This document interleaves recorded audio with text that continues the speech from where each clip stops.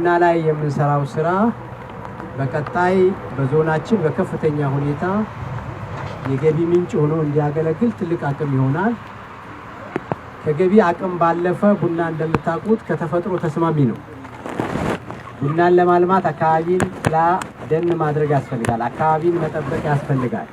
ስለዚህ የአካባቢ ጥበቃና የአካባቢ ውበት አካል እንደሆነ መውሰድ ያስፈልጋል።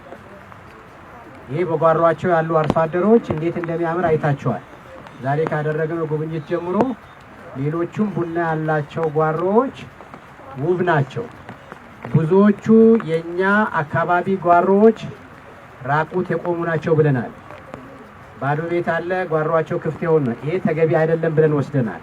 ከዚህ አንፃር ቡና ላይ ስንሰራ በቀጣይ በከፍተኛ ሁኔታ ለዜጎች የስራ ዕድል የሚፈጥር ነው የሚሆነው። የገቢ ምንጫችንን ከፍተኛ የሚያደርግ ነው። አካባቢያችን ለመለወጥና ስነ ምህዳሩን ለማስተካከል ከፍተኛ አስተዋጽኦ ይኖራል። ከዚህ አንፃር በርትተን መስራት ይኖርብናል። እስካሁን በሰራነው ስራ የመጡ ውጤቶች አሉ።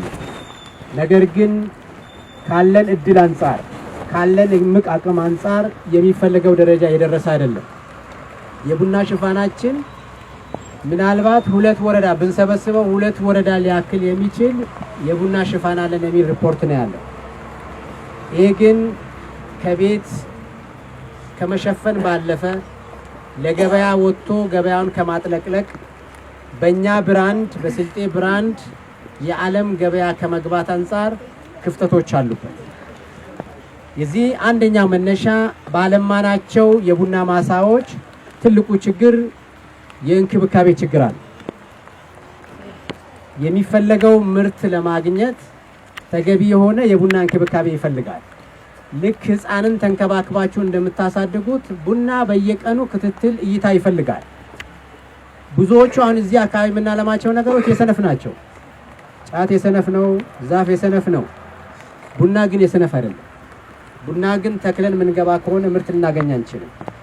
በተከባከብነው ባየነው ቁጥር ጓሮ ወተን ባየነው ቁጥር ፍፋቶ ባደረግን ጥላ በፈጠርን ቁጥር ነው ምርት የምናገኘው። ስለዚህ የአርሶ አደራችን ጥንካሬ የሚፈተንበት ነው። የባለሙያችን ድጋፍ የሚፈተንበት ነው።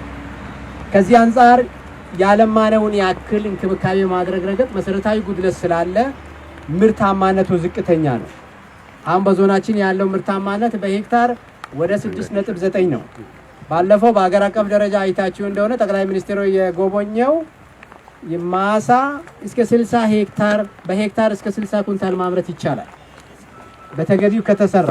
በክልላችንም የተሻለ ምርታማነት የፈጠሩ አካባቢዎች አሉ። ስለዚህ ከዚህ አንፃር በቀጣይ አንዱ በ5 ዓመት ውስጥ የዞናችንን የቡና ሽፋን አለው በ10,000 ሄክታር የመጨመር እቅድ አለ።